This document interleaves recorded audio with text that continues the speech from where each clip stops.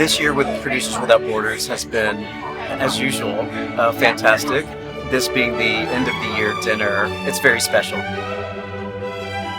Being here in London has been phenomenal. A lot of friends have flown all around the world and exemplified the amazingly diverse group of people that we have that make up this organization. There are so many amazing stories yet to be told. We want to be part of that.